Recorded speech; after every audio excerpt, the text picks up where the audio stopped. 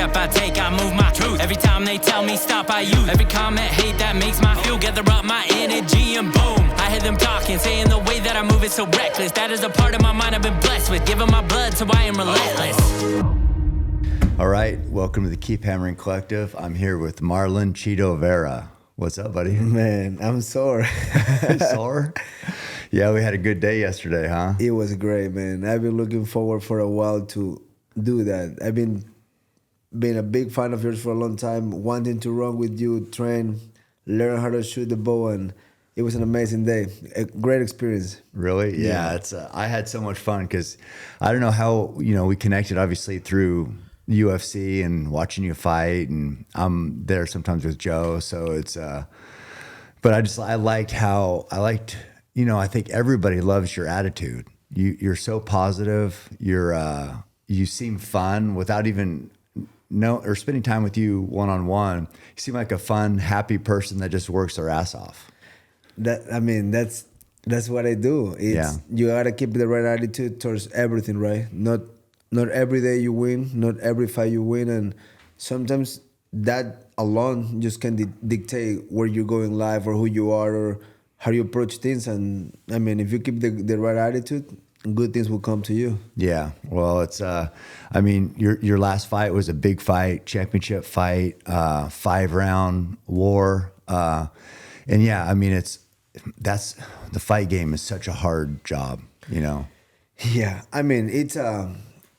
I would say it's a blessing to be able to put myself on the spotlight like that and have the opportunity just to go big in front of the world. But at the same time, it's big risk, high reward, but also the downfall is the spikes are quick, right? You can go from being everyone's number one fighter to nah. So that's what, in my opinion, is the best game because it's all mental. It's how you handle the noise, how you handle the ups and downs, and besides that, makes a better story towards the end when you get it done. Yeah, that's what I always say. Anytime I get disappointed or something doesn't work out, I'm just like, fuck it, it's gonna make a better story now. After I get kicked in the balls or something. Yeah, it's easy to have a good attitude when you're just winning all the time, and that doesn't really test you. Of course, everybody'd love it, but that's not how life works.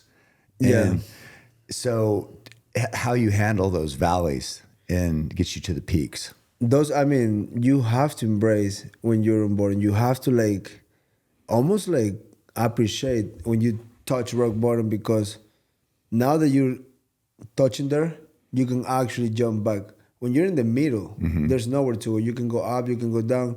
Sometimes you get sideways because you don't have a sight. Right. But it's life. Yeah. In a sport, in performing. Yeah, it's awesome to just go win. But in real life, it don't work like that. Right. There's ups and downs. There's life. There's families. There's kids. There, your family, your wife, your everything, right? And it's never all pretty. It's never all beautiful sunset and rainbows. There's some ups and downs, and how you handle that is what makes you better, and what make people want to be around you. Want to make people like you, because it's how you keep it up. And for all of us, it's a different journey. For all of us, it's just a different path, and you just have to go through. It's chopping, and keep going forward. Yeah, keep working. Well, where did you learn that mindset? I will say from my father, my grandfather.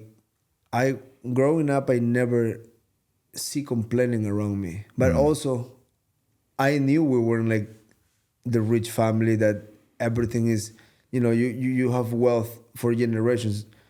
But I never saw my father complaining or being oh, I don't have this, I don't have that, how I can get there. Because in our family, there were wealthy families. There were actually some wealthy families near us, on my own family. But we weren't that. And I never see my dad comparing himself, or now that I'm an adult and I'm a grown man, looking back, I never saw him going fuck, why I don't have what this guy have, or how I can get that. He just put his head down and work, and he provide. Yeah. So for my own self, for my own family, I'm I can do less than what he did for us.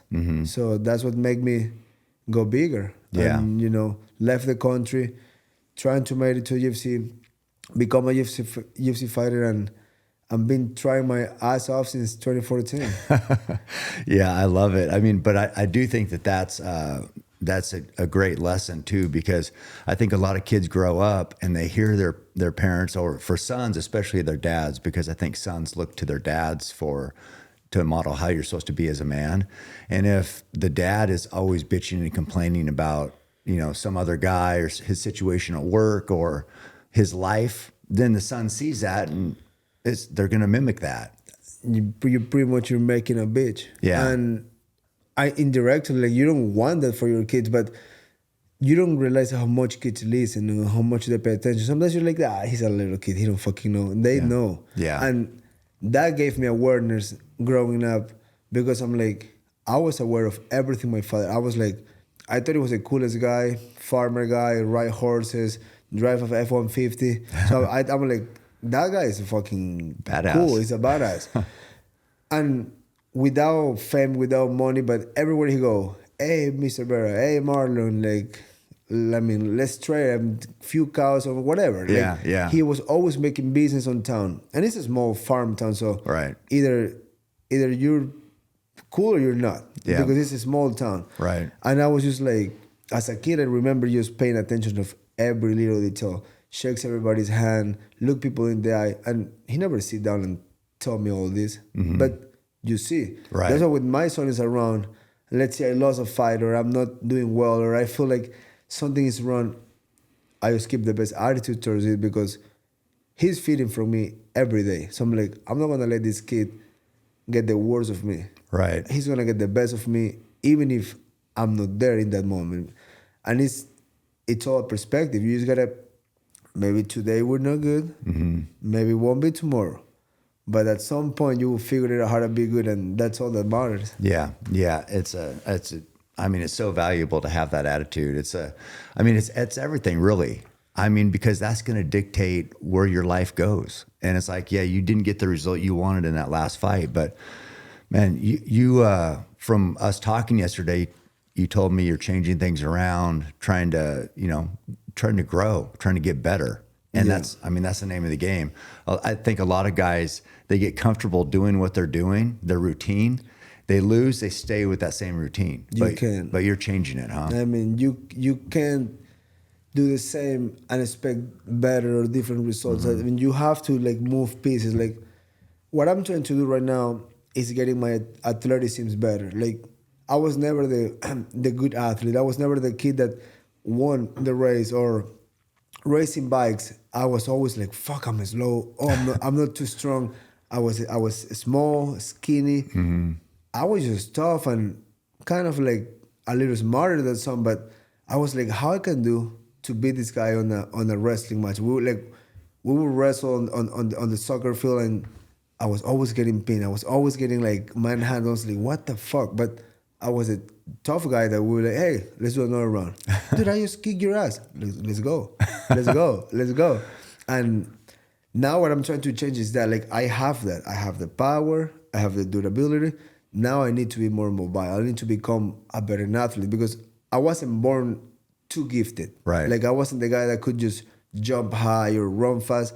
So now I'm like getting my plyos better. Like my coach is taking me around seeing different conditioning guys just to get a little better because I already know how to put my head down and run far. Mm-hmm. I can do that. I can climb. I can push myself. I know that. I can always give a little more. I can be like, okay, an inch. I can get those inches by being tough.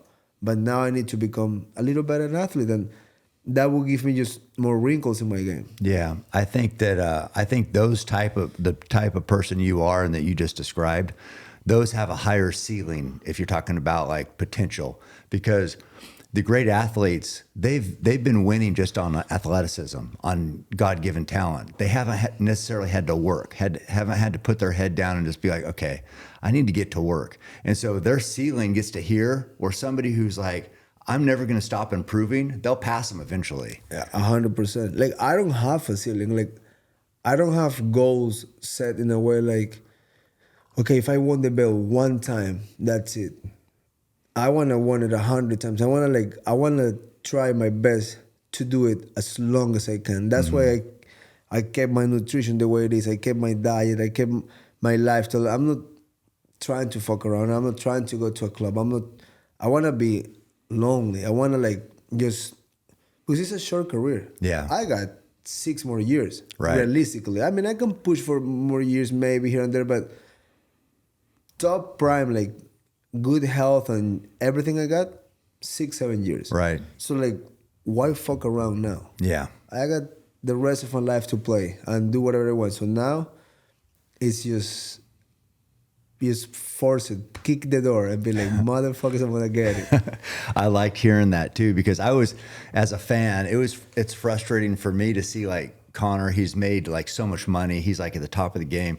But I'm like, God, this is a prime of your fighting life. You could be winning the biggest fights because you can party and be rich the whole rest of your life. Yeah. I was just thinking that these years are so precious because as a fighter, it's this doesn't last forever. It doesn't last forever. And it's so I love hearing your attitude about that too, because so even, for a fighter, 40 is old. Well, shit, 30 more years of your life left. What are you going to do? Yeah. It's make the most of the fighting now. And, and also your attitude reminds me of, I think it's one of your favorite fighters from, I don't know, you can tell me, but George St. Pierre. Yeah. It's, he came in and he was, I think, a karate striker, but then he really embraced wrestling, which he wasn't, that wasn't his thing, but he trained with the Canadian national wrestling team, I think, and made that one of his strengths. So he was always evolving, it seemed like. He was the type of guy that from the outside, we talk a little bit sometimes, but he will go box for 3 months, then go wrestle for 3 months, then go grapple for 3 months, and then when the fight get close, he brought all those guys together. So he was the perfect fighter. His explosiveness, his athleticism, those techniques weren't it was the best technique in the world. It was just the few seconds that he got for changing levels and just boom, it was a bullet. So he was similar to me, not really have a strong background or something. His background in karate was real. He right. was since a little kid. Yeah. I started when I was 16. Yeah, that's pretty old to start. Yeah. And I showed to my first jiu-jitsu class. I showed up with a pack of cigarettes and hangover. So I was just a street fighter. Mm-hmm. So that's why I also appreciate more how far I got, because I wasn't supposed to do this. I was supposed to just fuck around and fail. Yeah. And then one day I went, that's it for me.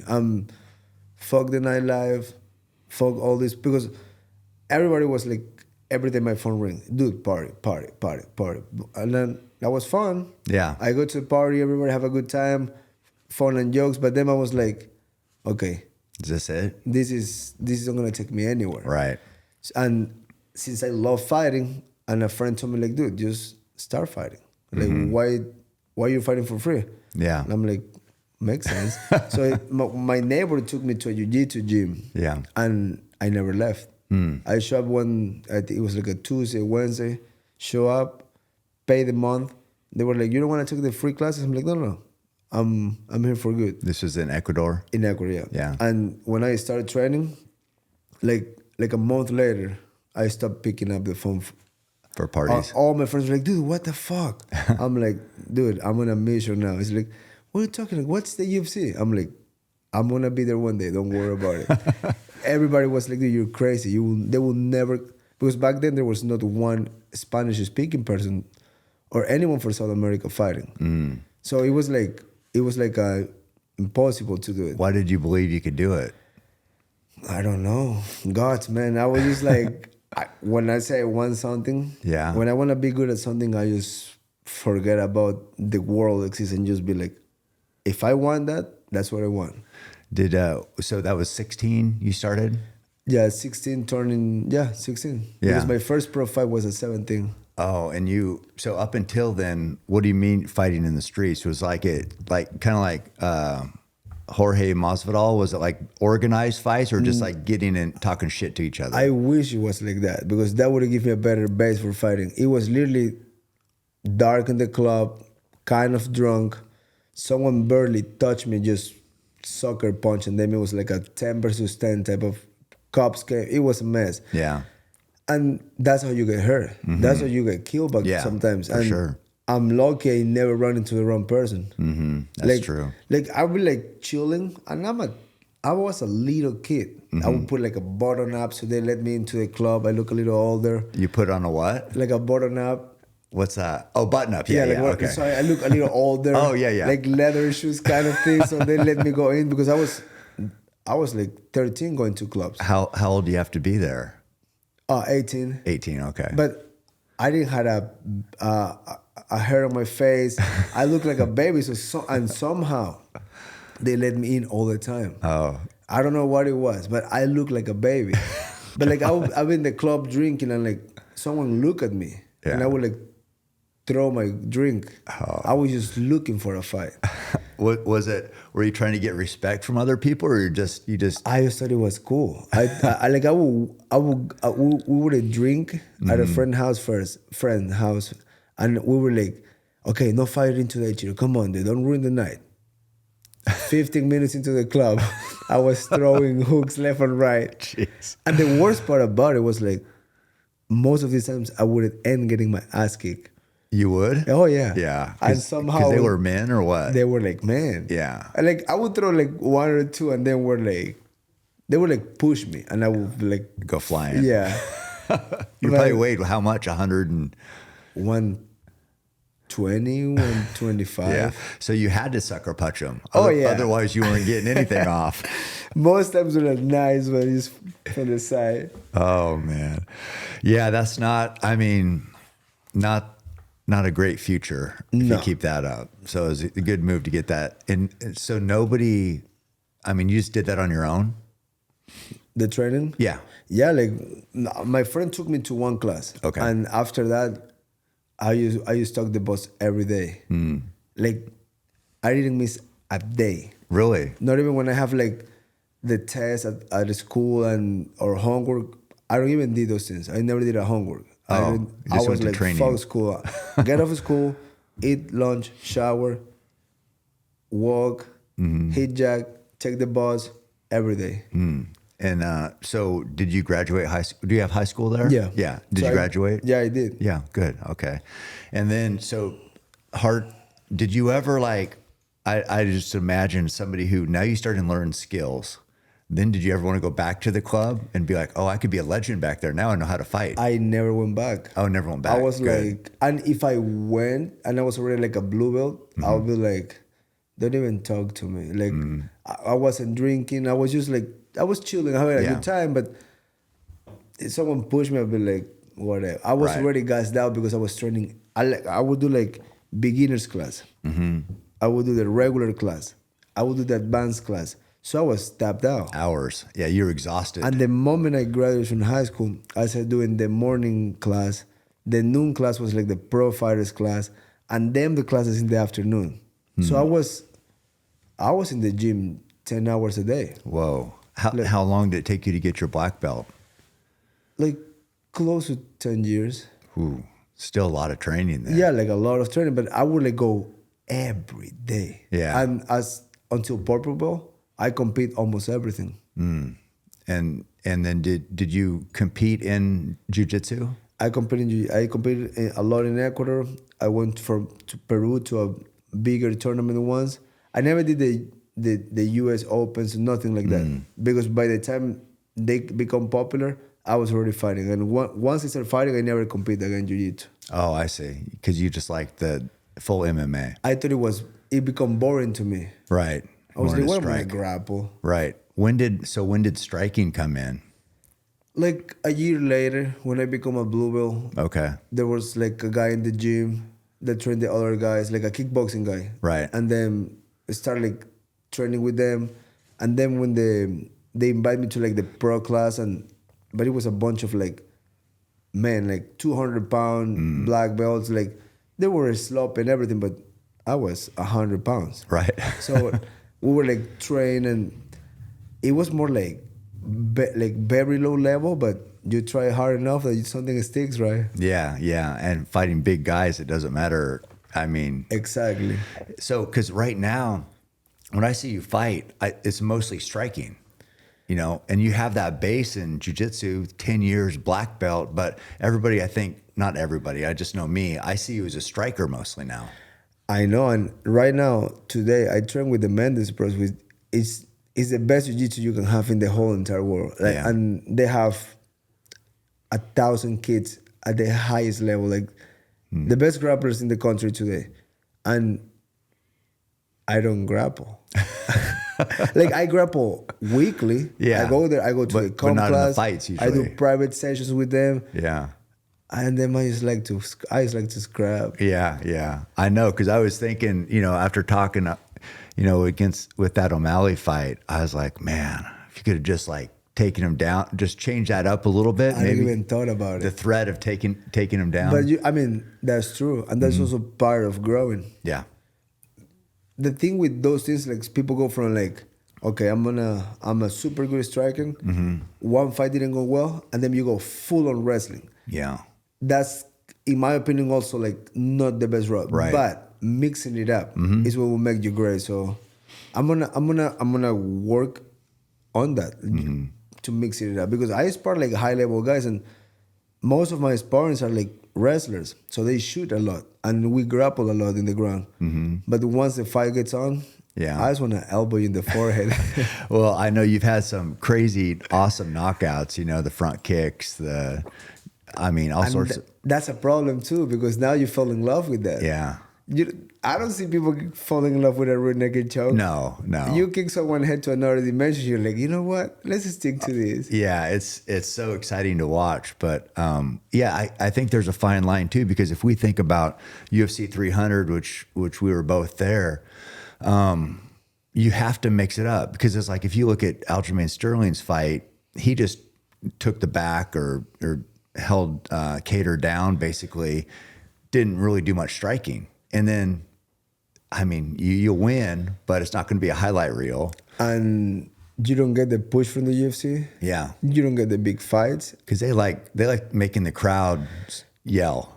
I know. That's what UFC wants. And it's part of the show. Yeah. So that's what I'm saying. You gotta mix it up, but at the end of the day, you have to give him some. You have to give them some in order to get. Because we all want more. Yeah. I want to get paid more. I want more bonuses. I want more of better contracts. But in order to get those, you have to make someone bleed.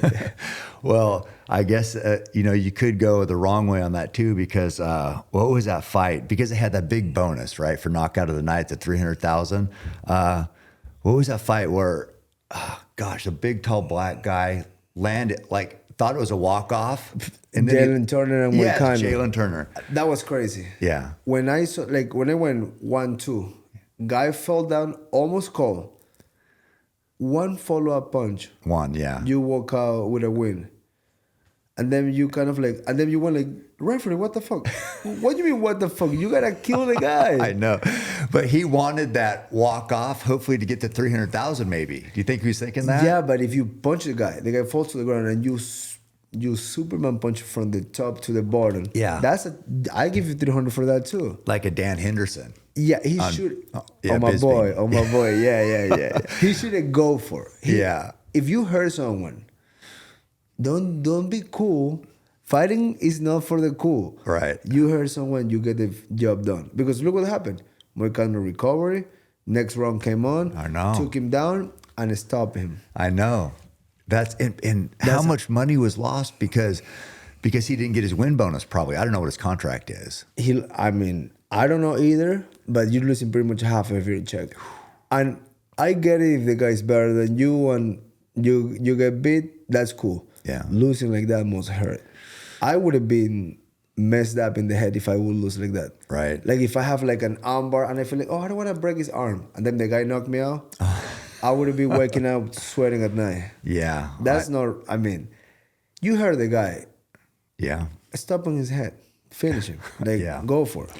I know it's it's such a crazy business. What do you think? It's crazy. Like you lost against Sugar, Sugar, right? Yeah. Not sugar. I don't know. That's a good question. But people seem to like you more. You know, like the crowd pop is more for you. And it's like, what makes people love you or love a fighter? I would say authentic. Being authentic. Yeah. I mean, you gotta be yourself. You gotta keep a good head on your shoulders, and you have to have the good attitude. Like, if you don't like someone, like, fuck you. Like, in MMA, you can't be friends with everybody. You can't be like, just because you hang out in one event or one signing, you guys are not. That doesn't mean you guys are friends. Like, my friends are my friends, and fans like that. Like, fans like when you're authentic, when you fight hard. And I said before, he's like a Conor McGregor version, but made in China. So that's what comes to it. Like, I'm not trying to be like Conor. Like, I have a few suits, but I'm not Conor. Right. I'm not trying to be any other. Like, I admire GSP, I admire Max Holloway, I admire like Adesanya. I'm not trying to be like them. I'm trying to be like me. Yeah, it's there is only one Conor. He's really good at, but yeah, mimicking somebody like that, it's just not gonna work. And a guy like that, I heard him before saying like, "Oh, I want to be like Conor. He's the biggest superstar." And I also heard him saying like, "I want to fight Conor. That would be a massive fight." And then he goes back to like, "Oh, Conor is the best." I'm like, I mean, you gotta choose. You gotta choose one of your narrative. You can be all. Yeah, how much of it is like these beefs? Because I get the feeling that you really don't like him that much because of maybe you feel like he's not authentic. But how much is it like for the show? Like you create this rivalry to sell, or how much is real on usually? I feel like some fighters really like play the game and like they just do it for the show, but that doesn't mean they don't want to knock you out. Yeah. For me, I just like to keep it real in a way like, I'm like, you're my opponent, fuck you. I'm not your friend. I'm not going to be shaking your hand and hugging you and wishing you the best and telling your team God bless, because we want exactly the same. Right. And one guy got to walk out of there sad. Family's going to be sad. I don't want my kids to watch me lose like that. Right. I don't want my kids to watch me hurt. I don't want my family to watch me like that. So you have to say, fuck you. I get it. Some people call it sportsmanship, but this is not a sport. Fighting is not a sport. Fighting is fighting. You fight. Yeah. You get paid to get some job, and you only get ahead when you win. Yeah, it's like that's people have that. It's not fighting, but people don't like when people who compete against each other are buddies. Like I hear people talk about the NBA right now, that everybody's like likes each other. When it was Michael Jordan, Larry Bird, those Rodman. guys, they hated each other. Yeah. They wanted to hurt each other. You know what I mean? And people like that more because it's how can you be buddies and somebody's going to win, somebody's going to lose, and that's not even fighting. Yeah, but the crowd, like the people from Boston, the people from Chicago, they're like, they want their team to win. But I mean, if the players are like buddy, because I mean, they're making millions. Right. They lose the game, they still film in a commercial. They have crazy endorsements deals. For us, it's like, you don't win a fight.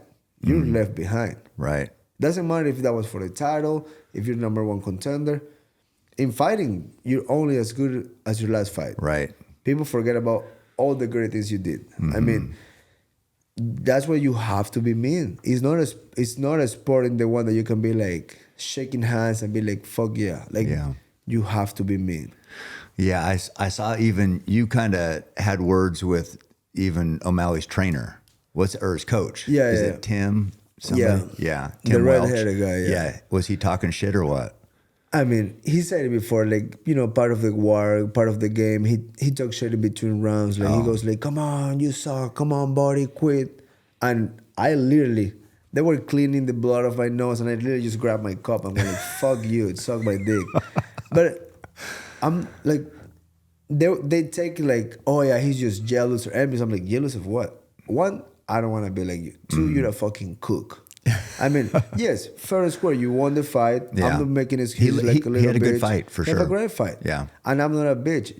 You're a bitch. In the first fight, you make every excuse possible. Yeah, we won 5 rounds. I mean, we'll get to the end of the fight. Now we're 1-1. Right. But when the coach was like, "Oh yeah, if you want to get down," I'm like, I'm not talking to you. You're the one talking to me. But don't get me wrong. You can be a bigger guy. And I know you might have the advantage. And most likely you will beat me in a real fight. But also, guess what? I don't give a fuck. Yeah. You talk shit, I'm fighting you. Right. And if it's not a fighting with rules, I'm not fighting by the book. So fuck you. Simple as that. Yeah. And then they're the ones talking about me. And they felt the people, how the people go more towards me than them.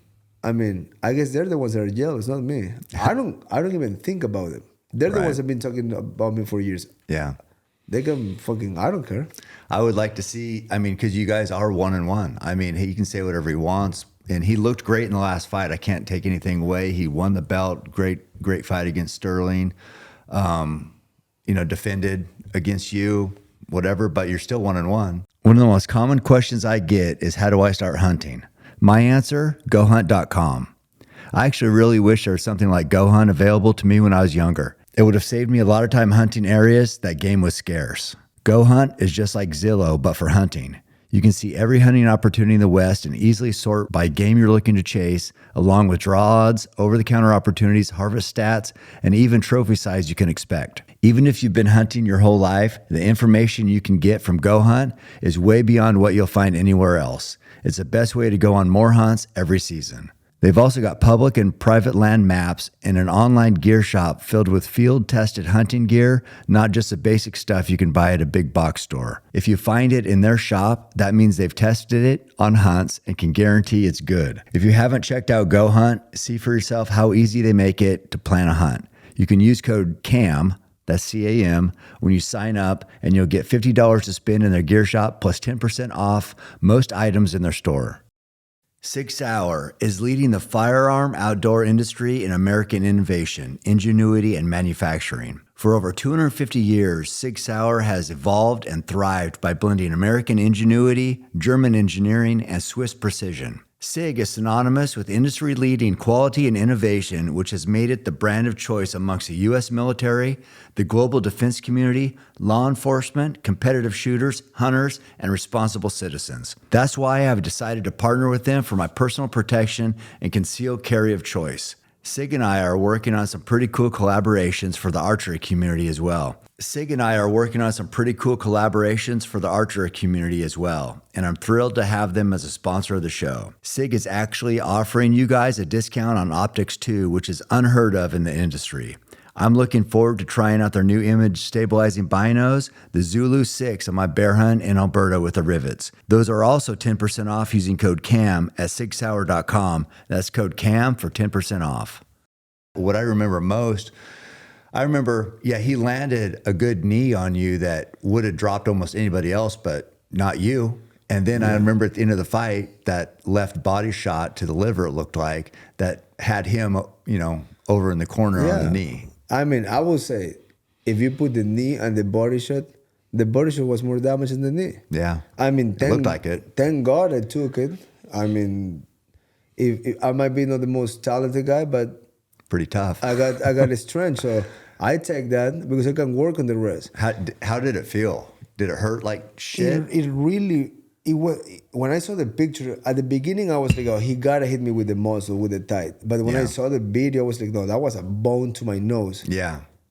That felt like a slap. It was weird. Really? I honestly, I like to believe, like, you gotta believe in miracles. I mean, maybe God just put the hand on my shoulder and be like, not today. I got you this time. But it was weird. Like, it, in a way, kind of like wobbled me back. And then I was like, whoa, that was a hard shot.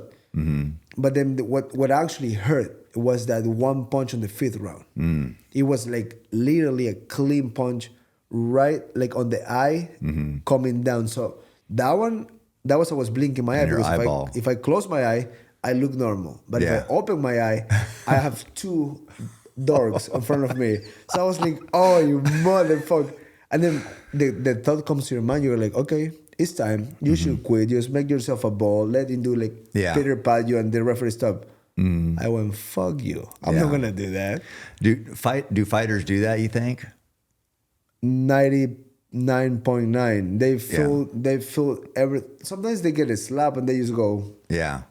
They're just like ready to be out. I'm done. They send me home. Yeah. Fuck no. You send me in a coffin. I'm not doing that.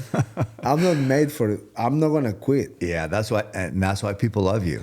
And honestly, that's why I take care of myself the way I do, because I want to fight like that. I don't. Sometimes a lot of people just take a knee and they go like, yeah, it's all. That's why it's all mental, because you're like, oh, I'm a little tired. Yeah, let's just have him pass your guard, and pound you. And you make it seem like you're fighting it off a little bit, but you're not really. But they are literally just quitting, because I've been on fights that I'm like, are you just giving me your back like that? But because the anxiety, and you're like, oh, let's fucking get out of here. Right. You're like, you also get tired too, but them guys they just roll over. Yeah. I can do that. I lost fights in the past, but not because I gave up like that. Right. Yeah, I can't. I understand that. I can't speak to it because I haven't done it, so I don't want to be critical of anybody. I don't know what it feels like just to get kneed in the face or a head kick or so. But I get what you're saying, and I think that's like, again, that's why people love you, is because you will go out on your shield. I mean, it's like, there's some amazing fights at 300. What people are talking about is Holloway and Gaethje. That was the best fight of the night. Yeah. I think they should have been the main event, because they still fighting for a belt. Yeah. And the amount of times that Max defend his 45 belt and Gaethje is being the bottom, 12-5, 12 bonuses. Oh, crazy. He always brings it, doesn't he? If you go back, everybody was like, yeah, Max too small, Max lost to Dustin, the power, blah, blah, blah. Yeah. Me personally, just out of a fan perspective, I was rooting for Max. And then it's crazy how sometimes you're so laser focused on that one night. He make it look easy. Oh, even the first round, so that good. kick at the end of the buzzer that he broke his nose. And then after that, it was just downhill for Gaethje. I'm proud to Gaethje. Yeah. Broken nose, beat up, got wobble a few times. He don't give a fuck. And towards the end, when Max invited him to fight, he said, you know what, I give it to you. And what a KO. I know. Forehead to the ground, dead call. Yeah, it's it's crazy how the narrative goes, because I remember I was sitting there cage side when Max fought Volk, and Volk lit him up. And people were wondering, oh, he took so much damage. And because he had also lost to Dustin, took a lot of damage. And like you were wondering, like, man, he's not old, but has he been fighting so much that it's too much? So they were like, maybe he's on his way out. Back then, when he lost to Volk, the third one, and he lost to Poiter, he was done. He was done. That was it. The crowd goes, yeah, he was never that good. He went and he beat Jair Rodriguez, which is a badass. And he beat the guy from London. What's the name of he trains at Canada with Tristar. Arnold Allen. Yeah. He beat Arnold Allen, which he was another prospect, was coming off amazing wins. Oh, he's back. Oh, wow, he's unstoppable. I know. After he's just done, now he's back. And then from those two fights, he went to fight Gaethje. Yeah, too small. He already lost to a 55er, not too much power. He goes and put on a clinic. Yeah. And finished with a KO of the century. Right. Now, he will beat the fuck out of Islam. You go like, 2 weeks ago, he couldn't beat Gaethje. Right, yeah. But that tells you about like how important it is, like, stay away from the crowd, stay away from the noise, because it just go left and right. And the media also, not just the people, but the outlets go, yeah, no, oh, fuck, he's the best. Oh, if he goes and beat Islam, oh, man. best of all time. Yeah. He goes and gets manhandled. Yeah, we knew it. I'm like, you motherfuckers, pick a side. Yeah, I know. It's they're always trying to make the story, which is, I think I read that you grew up living in a box with no shoes, right? I mean, I saw that too. They were saying like I was homeless walking to a jiu-jitsu gym in the farm, but yeah, it's just making a better story. I was curious about so you started jiu-jitsu, then striking, and then somehow, how did you get on UFC? Is that Was it UFC So- Ecuador or what was it? No, so South America? I was fighting already in South America. I was booking my own fights. I was like just calling everybody, like, come on, give me a fight. I fight for free. Just give me a poster that says I'm fighting this guy, and I can go and knock doors for sponsors for So you flight needed tickets. that poster that said Marlon Chito Vera, Versus and then whoever. use that as leverage. And then I go with that. I was literally going to offices and just asking people, like, would you sponsor me for this fight? Like, and I would take $100 here, $100 there, Okay. get flight tickets. But I would literally tell them I fight for free. So they would pay me like $200, $300 per fight. And I was just, my thing was like, become well known and the UFC will call you. So I was like 5-0, and this UFC for the Ultimate Fighter in South America come out. So this guy was like, hey guys, send your profile to this email, age, record, country, city, and I will send the same mail like 50 to 60 times a day so I can be on top of the mail. And Yeah. one day this guy replies like, dude, stop fucking sending me emails. I already know who the fuck you are. Yeah. Quit. I'm like, dude, that's just my dream. I will do anything. Like I would wake up back then and just wake up and I start praying, please God, I want to be in the UFC. Please God, I want to be in the UFC. I did that for like, since I was 16 till like they called me at 19. Really? Like I 3 would years. like every day just be like, UFC. Hey, you have to go to the bank and do a deposit. Fuck that, I gotta train. Hey, I would get in fights with my family because I didn't want to work. I didn't want to go to college. It was just train, eat, sleep, train, eat, sleep. And I was like, just hold on, guys. Just keep supporting me because they will call me. Just wait. Just give me enough to feed my kid and pay rent. I don't need clothes. I don't need parties. I don't need cars. Just give me enough so I can just survive-ish, and then I can make it. And my family was good like that because it was like my sister, my dad, my wife family. They were like pitching like 100 each. Helping you. And I would like just cover the basics. Because think about it. Back then sounds like a lot of money, but rent was only $300. Like the monthly rent. Yeah. And then That was a lot if you don't have a job. back then, and especially back then, that was like fuck. Like a $600 month rent was like if you were rich. But looking back, if everybody have a regular salary, 100 each is easier. Now looking back, but it's like they give me time. And there was one time my dad told me, "Look, dude, I'm gonna give you till December." Like this was 2013 or 2014, I remember to UFC, 2013. So look, dude, I'm gonna give you till December. If by December, this UFC or whatever the fuck you call it, is not giving you a chance, you have two options. You keep doing your journey. I love you, but there's no one penny from me to you. Like, and I know my dad. He wouldn't give me $1. Right. Or just quit your shit and come work for me because you, with the work ethic you have, you will make any farm look good. We shake hands. Say, okay, fucking November 19, something like that. I get the email. Mr. Vera, you have been selected for the Ultimate Fighter. Oh. You gotta go to Albuquerque, New Mexico to Jackson's MMA. They're gonna get tryouts, blah, blah, blah. How'd that make you feel? I crashed the car. Crashed a car? Yeah, I was so excited. I was like, oh my God. And pop, hit the car, flat 4 tires. Oh. I don't even give a fuck. Yeah. I literally called a friend. I'm like, yo, pick up the fucking car. I took a cab, went home and started like telling my wife, like, yeah, we were married. And I was like, they fucking call me. She was like, what are you talking about? They fucking call me. I'm going to Albuquerque. I gotta leave for 6 months. They fucking call me. And she's like, what are you talking about? And then I showed her the email and she was like, I mean, she was just as happy as it was. Yeah. And then I went home and I told my dad, they called me. He went, okay, good for you.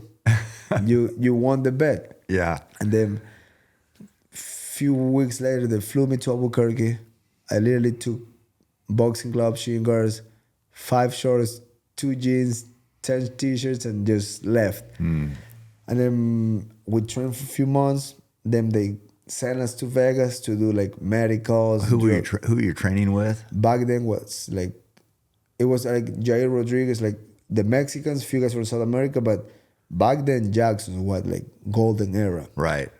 John Jones was there. John Jones prime time, Cowboys around prime time, Holy Home prime time, Diego Sanchez prime, Tim Kennedy prime. Like it was like when I got there, I was so starstruck that I couldn't even.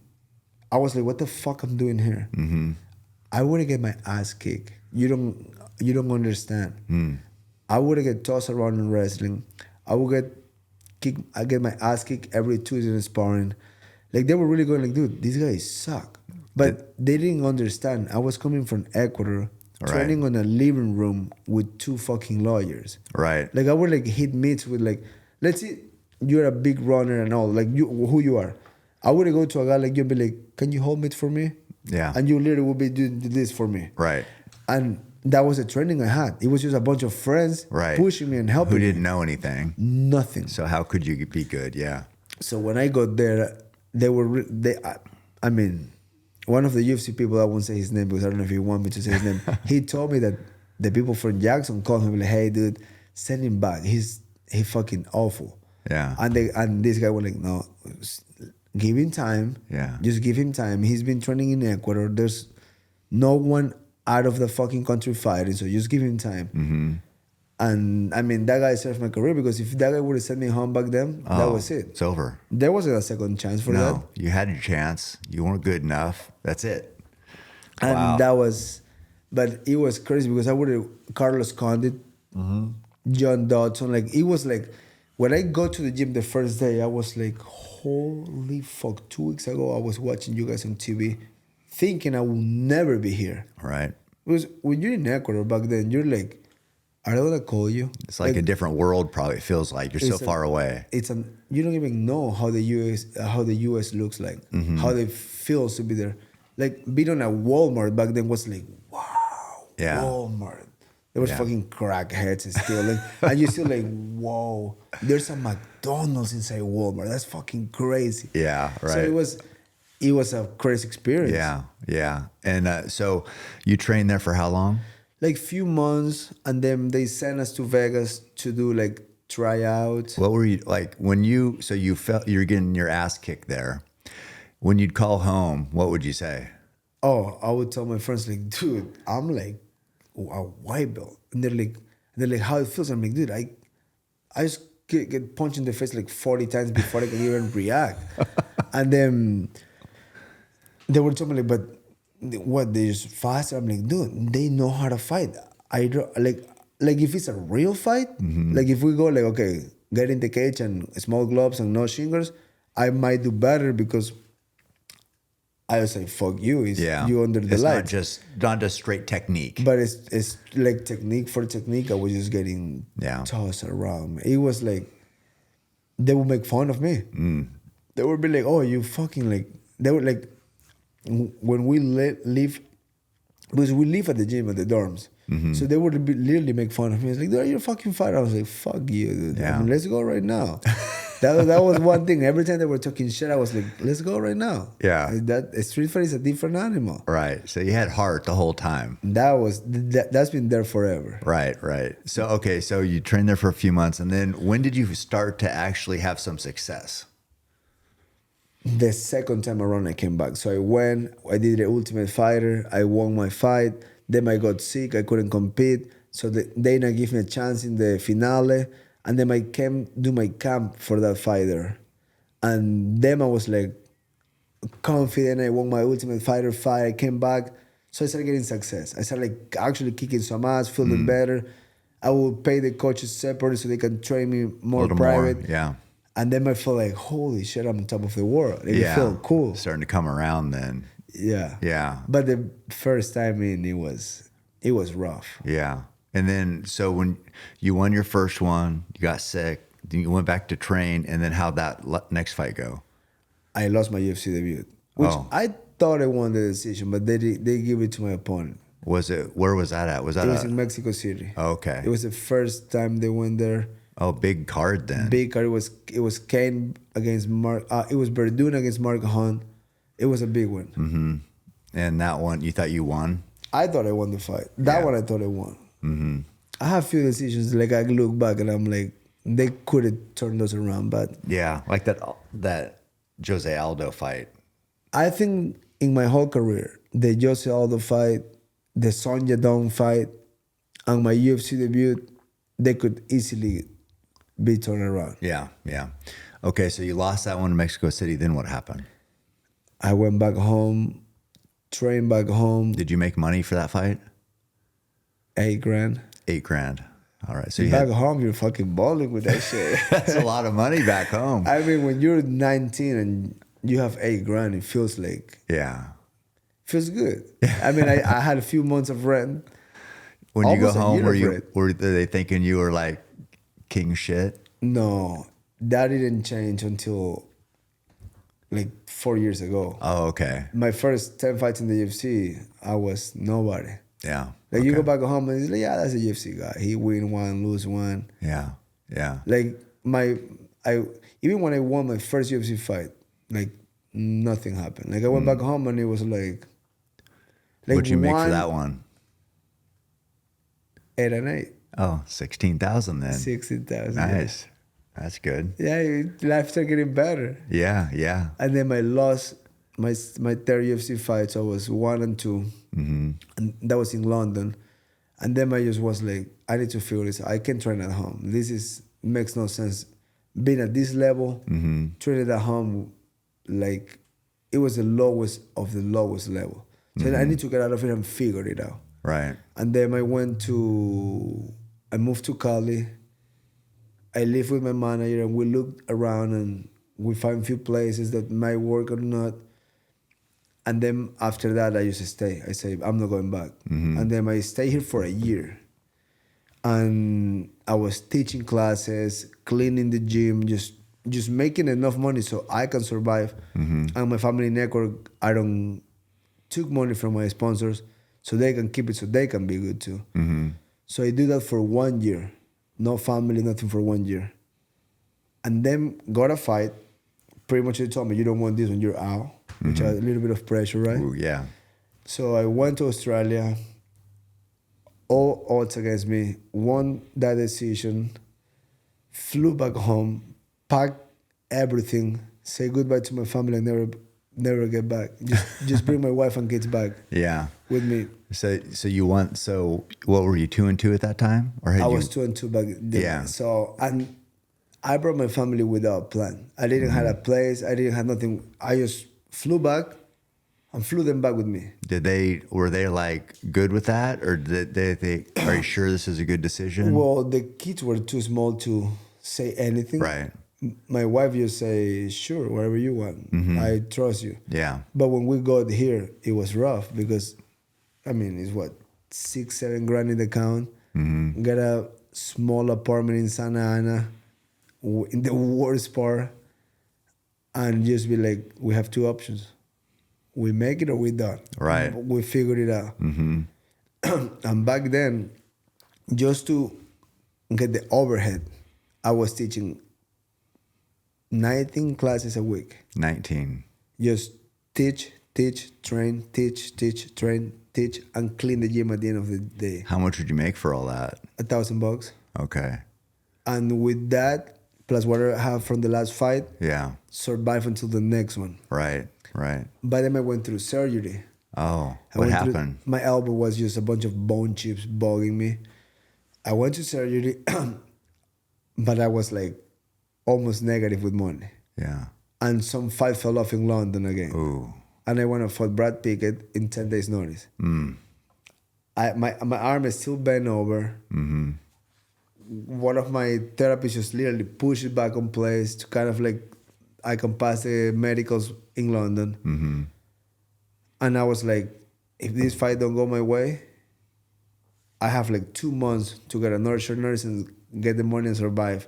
If this fight goes well, I can actually take a break. Because he was actually pretty good, wasn't he? Fuck yeah. Yeah. I mean, yeah. one of the hardest fights I have till today. Really? Yeah, because I remember he had a good name. He punched hard. This Yeah. was his retirement fight. I catch him at the end, but still, Yeah. my experience level and where I was in life was like, I wasn't supposed to win this fight. Right. Even I heard from the UFC, it's like, don't worry if you lose this one, we won't cut you. I was like, okay, Yeah. thank you guys.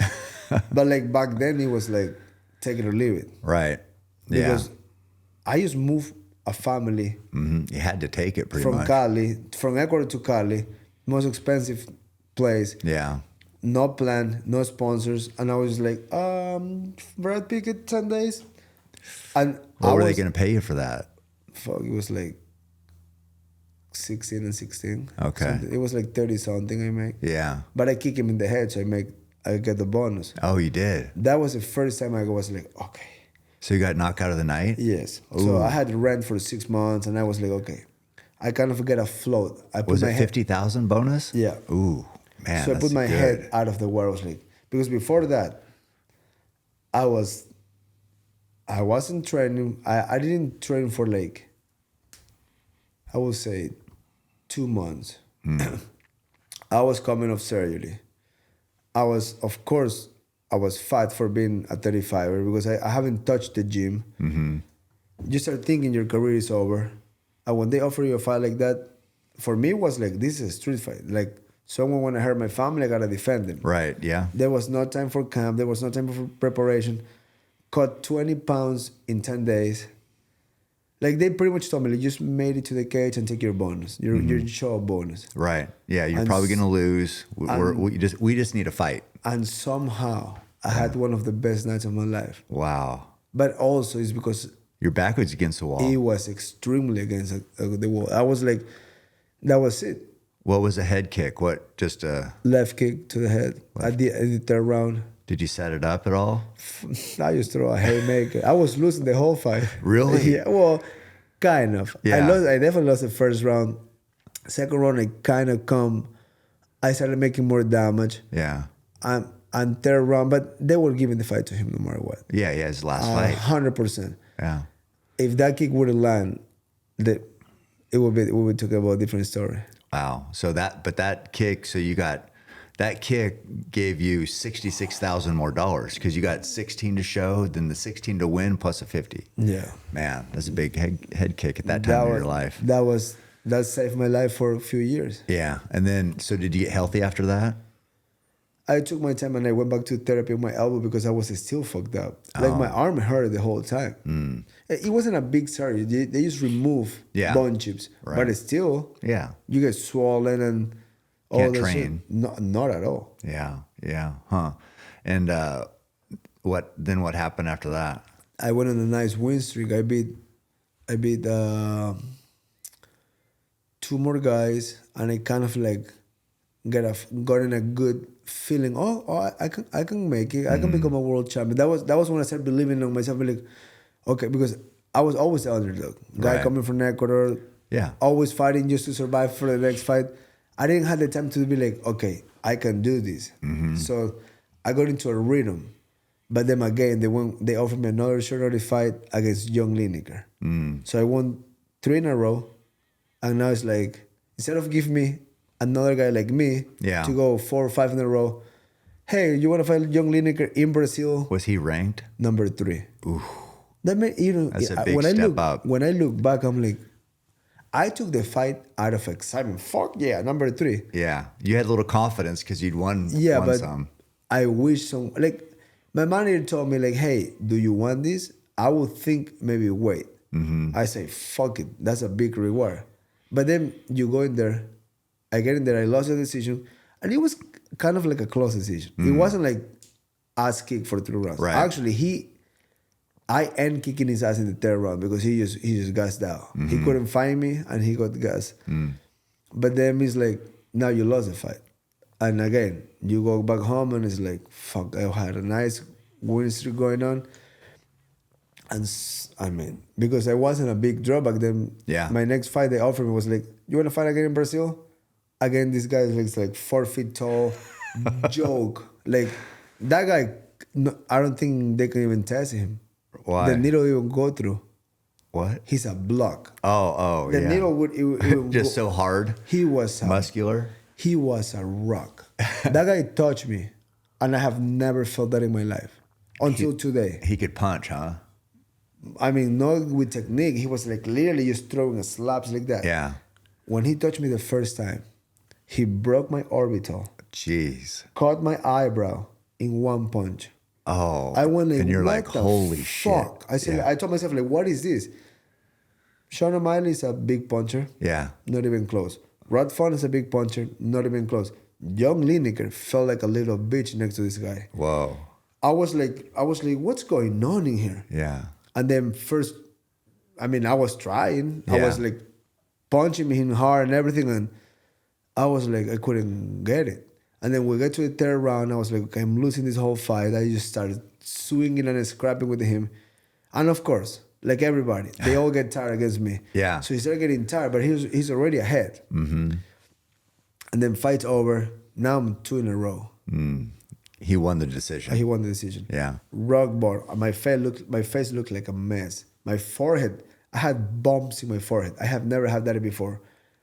Cut, shut eye, broken orbital. Jeez. And then I was like, It's a war. now what? Yeah. Like, I'm done. Yeah. Everybody, you're done. You're done. Usually how it goes, like if you lose 2, yeah, it's not good. If you lose 3, they'll cut you, right? Back then, yeah. Yeah. If you're a big name today, no. But back Yeah, then, right. that was it. Mm-hmm. So I took my time off. I started healing. I didn't took a fight. Didn't ask for a fight. I went like 3 months. I said like, I'm just gonna get better and focus on getting better. And being that low in life just make me shoot for the stars. I went on a 5-win streak. 5. I went and stopping everybody. Stop. All finish. Boom, boom, boom, boom, boom. And then I got to fight Sonja Dawn, which was during the pandemic. That was probably one of my biggest bullshit decisions. Like the whole world went fuck you. Yeah. Yeah. But you outstruck him, and I can't remember that fight. He threw the bigger shot. Yeah. But I grind him out. Right. I took him down.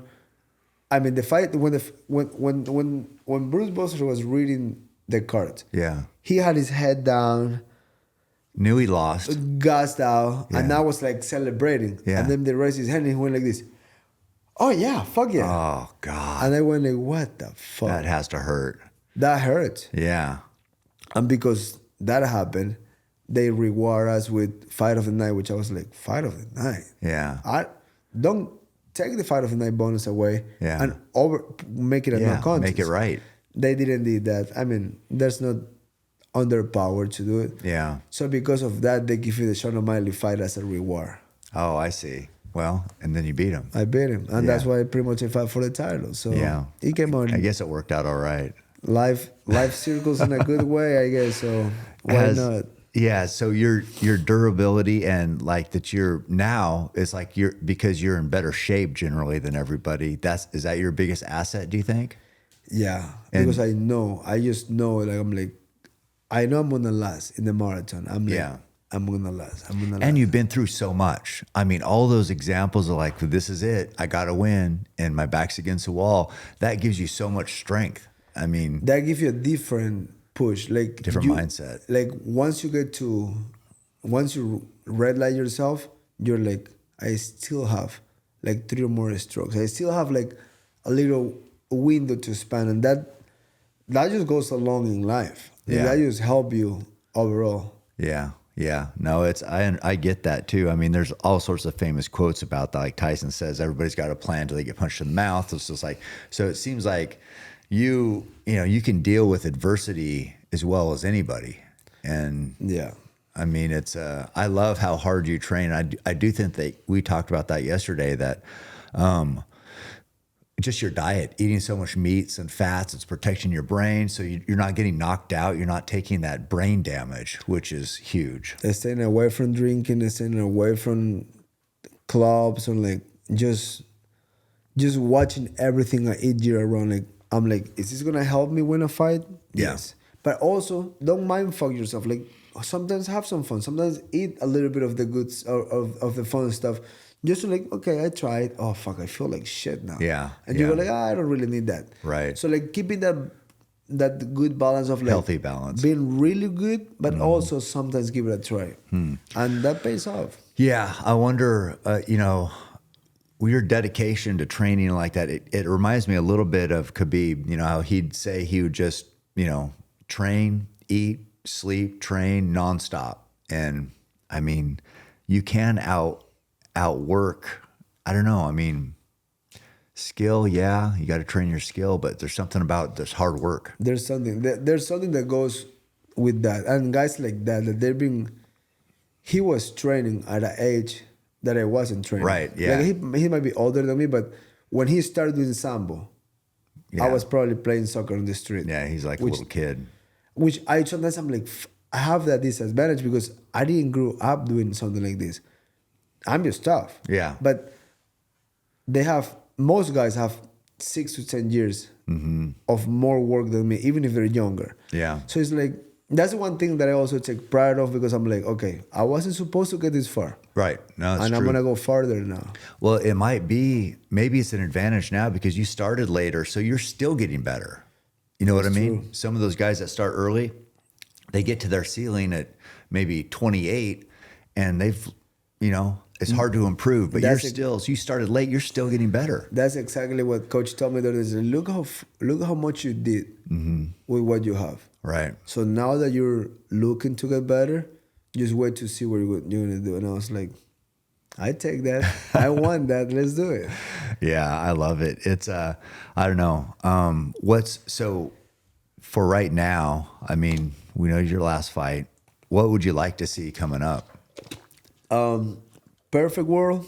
I want to fight November, Madison Square Garden, and I would like to fight Peter Yan.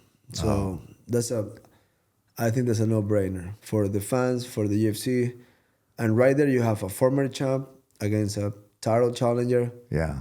The winner can sit right there waiting for the title shot. So Right. it's a fight that we will fight our asses off because this is a big one. There's a lot at stake. There's a lot of stake. Yeah. And you like your matchup against him? Oh yeah. Yeah. I love it. Yeah, for a while there, he did look really good. He did look like, I was surprised.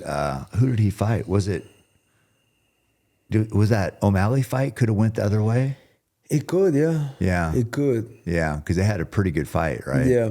When you watch the fight, I watched it a few times just like to take the bias away and be like, I wish you won, who I don't like or whatever. Yeah. Just watch it as a human. Like I don't care about either one. And there's a point you can give it to either one. Yeah. But you can definitely give it to Yan. Yeah. With no questions asked. Right. Because that would have changed a lot on Manny's career too. Yeah. Yeah. Because no one went, oh yeah, that was a fair decision. Everybody went like, that was a bullshit decision. Right.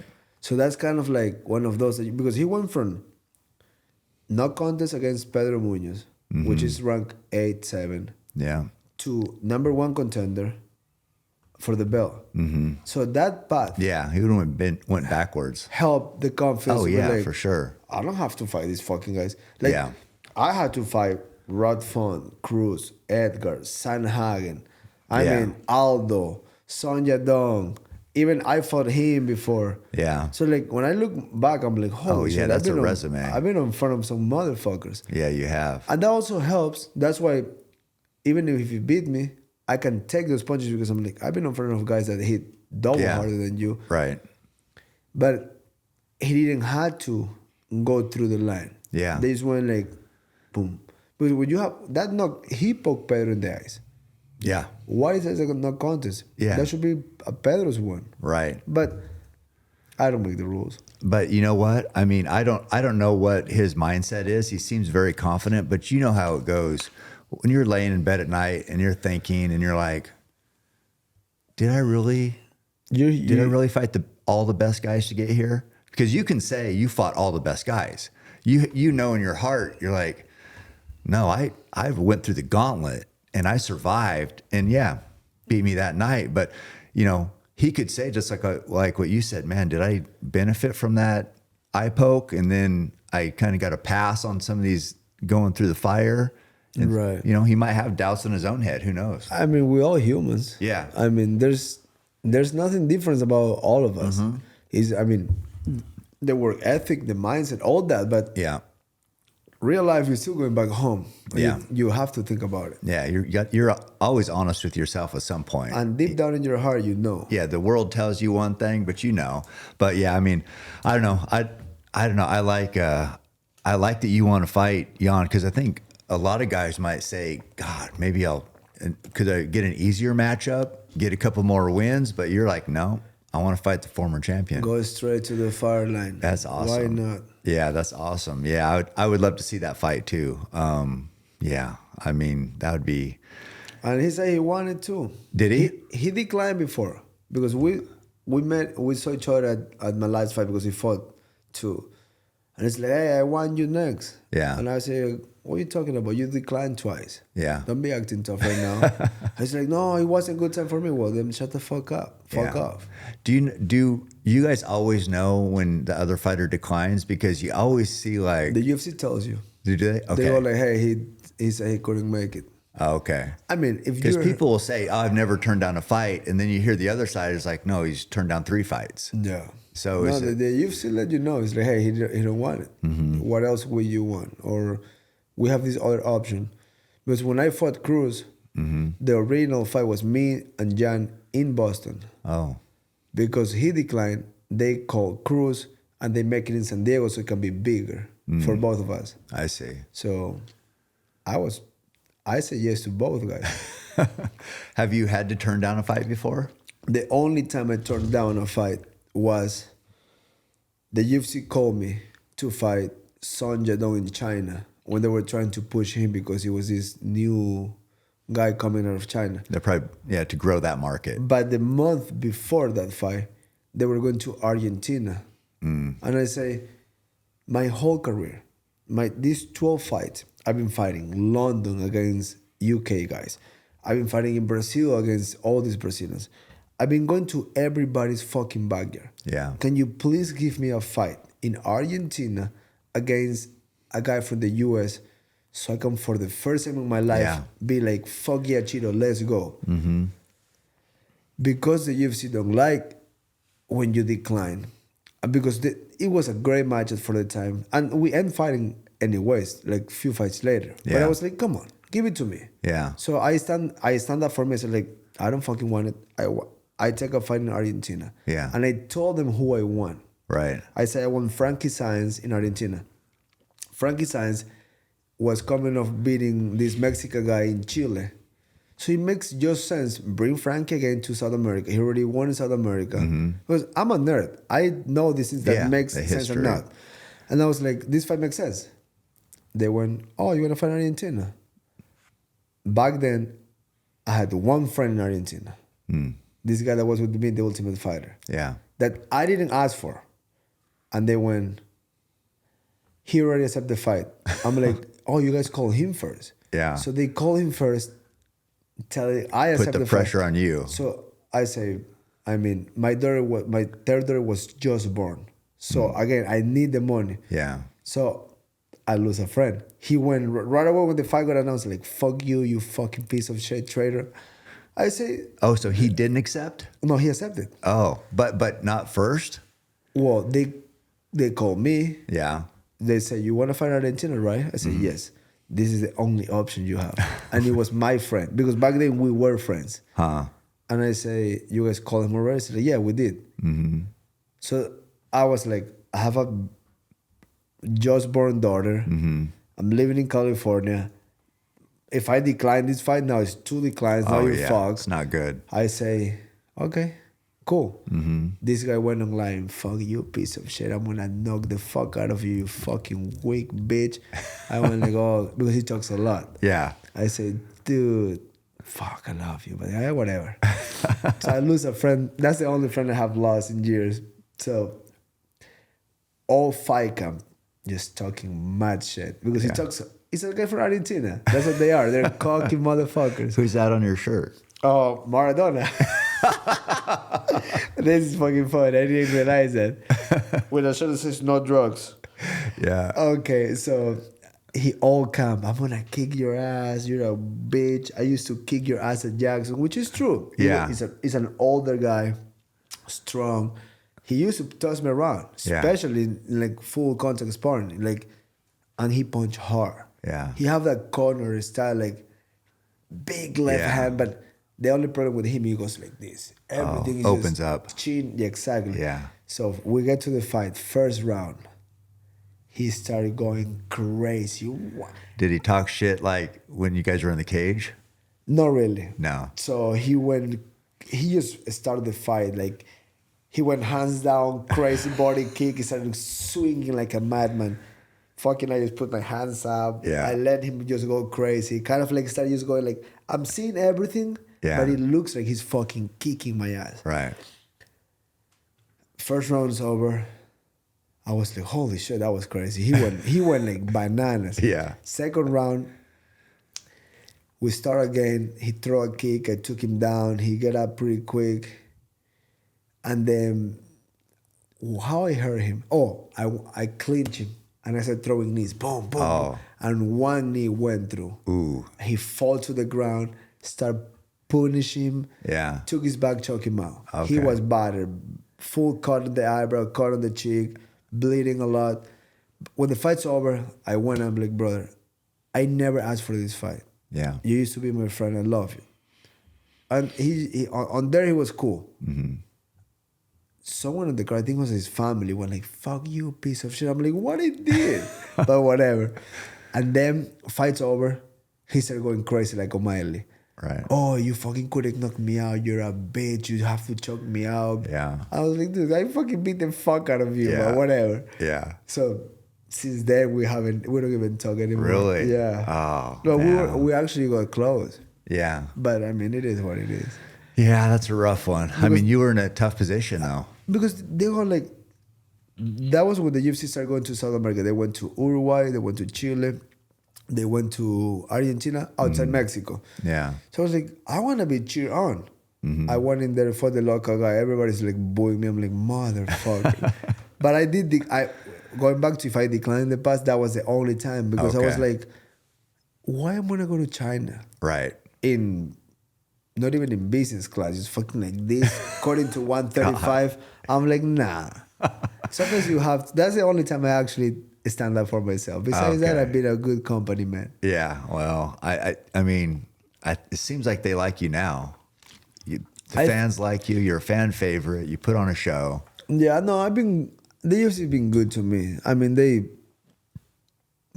I would say because of my situation, I never been a prospect. Yeah. And even that they keep me around, I'm all good with them. Yeah. And yes, we all want to make more, right? But I feel we have to earn that. Yeah. And So- yeah, I get it. What are you ranked right now? Number 4. 4. It's a pretty good number. Yeah. So so Sean, then who? Sean, Merab, Corey, myself, and Peter Yan. Okay. Yeah. I mean, if you and Jan fought, perfect. Then you're right there. It is perfect. So, You're right there. Come on, Hunter. Let's get it done. Come on, Hunter, baby. Where you at? We both love Hunter Campbell. He's a such man. Such a good guy. He's a man. I'm trying to get him here to do, because everybody sees Dana. I want to have Hunter here. You know what's crazy? He's a real runner. Yeah. Yeah, we talk about running. I run with him in Vegas once. And, I was sizing him up. I'm like, he's a big motherfucker. Yeah, he's pretty big. So when he's like on short and short, he's actually, you don't realize how big it is. And I did thought for a second, like, there's no way he can keep up with me. Yeah. He actually started like beating me. I was like, holy shit. On Vegas heat. And I was like, oh, you're a fucking real runner. Yeah. Like I told him, I'm like, dude, I was doubting you a little bit. Right. Because he's a businessman. You don't expect them to be Right. full on hammer. He was going crazy. I was like, dude, we need to run more often. Yeah. Yeah. No, I know. I talked to him at all the fights. He's always so good. And I've been trying to get him to come on the podcast. I said, hey, you got a lot. He's got probably so many good stories about working with fighters and trying to set stuff up. To me, when I was younger, Dana was handling with all the fighters, right? Mm-hmm. Like doing the meetings. Now that I got to the top, now the guy that deal with the fight is honor. So he's my day now. So Yeah. that's the guy that called me, say, hey, you want this fight? Hey, this is your new deal. So like to me, like I remember when I was a kid, I was like, fuck, one day I wanna get there. Like when you're like dealing with straight to the boss. You're not going through matchmaker, like manager to talk. Like the boss just go like, yo, let's meet up tomorrow. There's a big fight for you. I'm like, it feels so fucking good. I it bet. feels good. It's been a long road. It's been, 23 fights in the UFC. Man. Not many people get that far. No, it's been a long road. You've been kicking ass. I'd love to see it. Well, God, dude, we had such a fun day yesterday. It was so thankful you came all the way up here to Oregon, and we got I love it out here. lift, run, shoot. Yeah, The woods were cool. Those fucking climbing those mountains is no joke. Yeah. Like I was talking to my friends earlier, I'm like, it's not like a nice, cute path. You have to actually crawl at some point. yeah. That one, a couple of steep hills. Yeah, it's cool. It was amazing. It was thanks for having me. Great experience. And it was fun having Ben run with us too, an Olympian. That guy, when he say, yeah, you know, a 350 mile, I'm like, motherfucker, you're a bullet. Yeah, fast. That's another level of running. Yeah, for sure. Well, it's man, I can't. It's such a fun day, a busy day, but we got it all in. It was a great day, man. Yeah, and like how I like to always end this show is, this is your new bow right here. I want to shoot it again. Now, you shot so well yesterday, but it's like such an honor to share my life with you, to give you a bow. And, you know, we talked about hunting because, you know, I know you said you like getting on horses and being in nature and just being out there, like no worries, no cares. And the same thing with shooting a bow is like when you're shooting that bow, you're not distracted by anything else. You're laser focused on. People will be surprised. I don't care how strong you are. Bringing that thing back, you feel your shoulder is gonna give up, and then focus. Look through the little hole.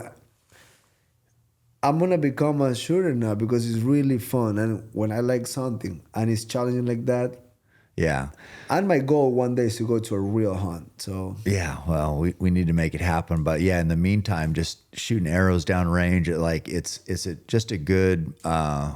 It's like a release, but it's also just a distraction from normal everyday pressures of life, and you can get out there and just kind of reset. I love it. I mean, yesterday I was extremely tired for the run, and just getting on that focus area, it was great. Yeah. I really appreciate you for that. Thank you. Oh yeah, no, brother. I'm so thankful you came. It's been an honor spending the day with you and then doing the podcast here. So I appreciate you. Likewise, man. Thank you so much. All right, keep hammering, guys. Yes, sir. All right, guys. Welcome to the brand new CameronHayes.com truck giveaway.